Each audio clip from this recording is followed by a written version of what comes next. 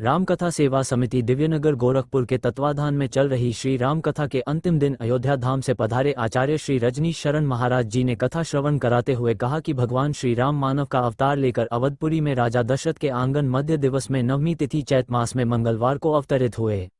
राजा दशरथ और कौशल्या जी पूर्व जन्म में मनु और शत्रुपा के रूप में नैमिसारण्य तीर्थ में तपस्या किए, जिस तपस्या से भगवान श्री हरि प्रसन्न हुए और वरदान मांगा।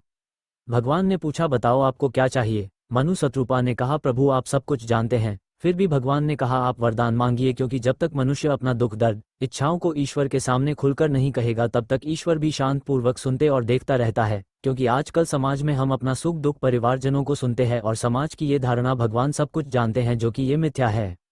मनु जी से बार बार भगवान ने कहा, वरदान मांगो। तब मनु और शत्रुपा ने एक स्वर में कहा कि हे प्रभु, आप ही के समान हम पुत्र चाहते हैं। भगवान ने तथास्तु कहा। मनु और शत्रुपा ने 12,000 वर्ष तपस्या किए थे। भगवान मनु जी को आशीर्वाद दिए कि आप जब अयोध्या के राजा बन जाएंगे, शत्रुपा जी महारानी बन जाएंगी। आपकी आयु जब 60,000 वर्ष पूर्ण हो जाएगी तब मैं आपके भवन में अवतार लूंगा।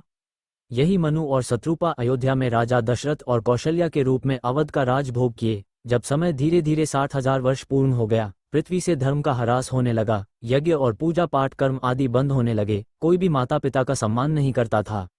रावण के पापचार, अत्याचार, भ्रष्टाचार, दुराचार के कारण सभी लोग नास्तिक हो रहे थे। तभी पृथ्वी पर गाय का रूप लेकर ब्रह्मशंकर और समस्त देवता मिलकर विश्व विराट प्रभु की प्रार्थना किए। अदृश्य रूप में ईश्वर ने आश्वासन दिया कि अब आप लोग निर्भीक हो जाए, कुछ ही दिनों में मैं अयोध्या में अवतार लेने वाला हूं और आप सभी देवी देवता अपना अपना रूप बदलकर अयोध्या चलें। उस समय सरयू नदी में अमृत की धारा बहने लगी। सभी देवी देवता नारद सहित मंगलगान करने लगे। तभी नारायण के 4 वंश के रूप में राम, लक्ष्मण, भरत, शत्रुघ्न का अवतार हुआ। इतनी कथा सुनते ही पूरे दिव्यनगर के श्रोतागण बधाई गीत एवं झूमने नाचने लगे। ये पूरी व्यवस्था श्री राम पार्क में श्री राम कथा सेवा समिति के सदस्यों के देखरेख में संपन्न हुई। इस अवसर पर श्री राम कथा सेवा समिति के अध्यक्ष ध्यान प्रकाश तिवारी, उपाध्यक्ष हीरालाल यादव, सचिव श्री इंदु शेखर पांडेय, कोषाध्यक्ष राधेश्याम मौर्य, अनिल उपाध्याय, संतोष कुमार त्रिपाठी, श्याम सुंदर तिवारी, अजय मिश्रा, पंकज राय, मीना दुबे, सरोज गुप्ता, सिंधु मिश्रा, मालती उपाध्याय, अपर्णा त्रिपाठी एवं आज के कथा के मुख्य यजमान श्याम सुंदर तिवारी सपरिवार हैं।